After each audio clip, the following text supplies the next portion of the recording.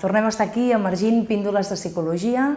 Jo soc l'Helena Crespi i avui parlarem d'un tema que a vegades preocupa algunes de les parelles que venen a consulta. Estem en un entorn en el que sembla que hem de tenir com una vida sexual molt activa, hem de tenir sexe diverses vegades a la setmana i hi ha una part de les parelles, un percentatge de parelles, que la seva activitat sexual no és ni molt menys la que se suposa, ja us dic entre cometes, que hauríem de tenir. Recordo el cas d'una vegada d'una parella que va venir a consulta i em deien que tenien molt poc sexe, d'acord?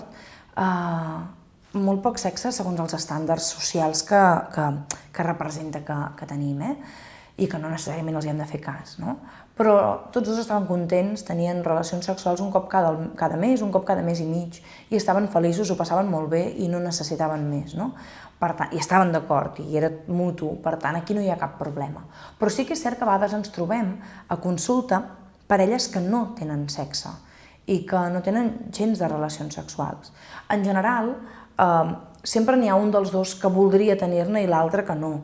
Per tant, molts cops ens demanen si, o hi ha gent que pregunta, però una parella si no té sexe no són parella, no? Cadascú és el que cadascú s'etiqueta, això claríssim. Si algú vol dir que és parella i no té sexe, endavant, cadascú decideix com és, què és i com és la seva relació. Però sí que és cert que la sexualitat, o sigui, més no aquella part potser més de passió i el mirar-se d'una manera diferent al que miraries a qualsevol altra persona, és important que hi sigui en la vostra relació de parella. Si no caiem en el risc de poder ser companys de pis.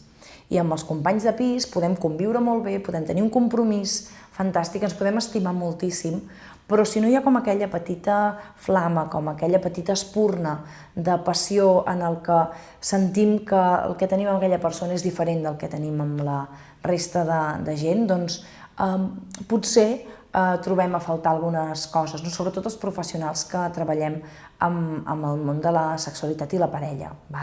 És a dir, que potser sí que hi ha aquesta part de desig, de passió, que seria un ingredient fonamental independentment de quantes vegades es tenen relacions sexuals dins de la relació, d'acord?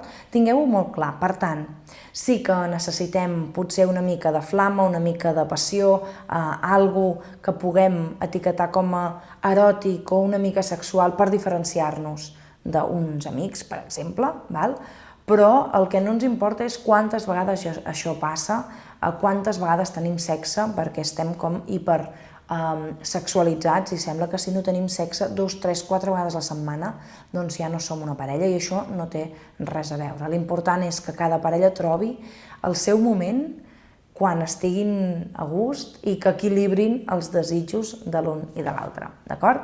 Esperem que aquest consell us hagi servit i ens veiem en el proper vídeo. Gràcies!